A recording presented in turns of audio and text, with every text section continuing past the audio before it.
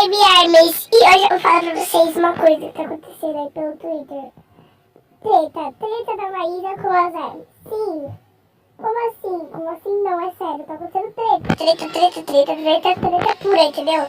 Eu vou explicar pra vocês tudinho nesse vídeo, ok? Foi uma treta, tipo, que muitas armas se revoltaram, ficaram contra a Maisa. Como muitos fãs da Maisa ficaram do lado dela. Sim, nada contra a Maisa, mas, tipo, o que ela fez foi errado. Chamar as armas de creche. Olha, não creche, ela chama praticamente a gente de bebês. Olha, simplesmente pelo fato dela achar que a gente age como criancinhas. Olha, eu ajo como criança mesmo perto do BTS, porque tipo, eu sou uma eterna criança.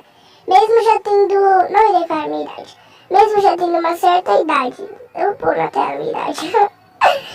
Mas tipo, eu achei muito errado a parte dela e muito errado também de algumas pessoas que ficaram xingando e criticando a Maisa. Sim, ela tinha acabado de entrar no mundo do K-pop, porque ela tipo, praticamente se interessou um pouco, mas também não gostaram dela.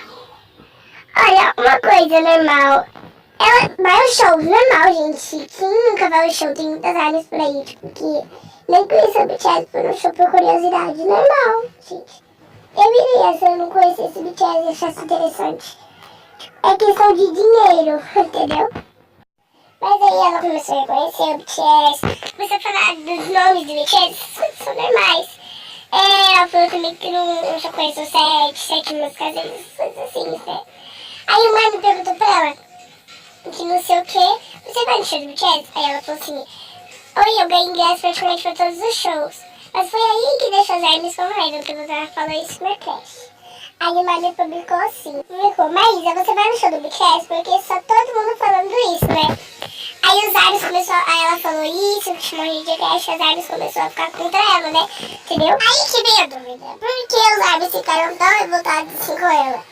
Qual será o motivo? Ninguém sabe. Zoeira, todo mundo sabe o motivo, né? As armas ficaram revoltadas pelo simples fato de os ingressos já terem esgotados. E muitas armas não têm o direito de comprar porque já tinha esgotado tudo em menos de 30 minutos. Entendeu? E aí ela foi e postou aquilo. Mesmo se ela falou, vai em todos os shows do Alien Sparks.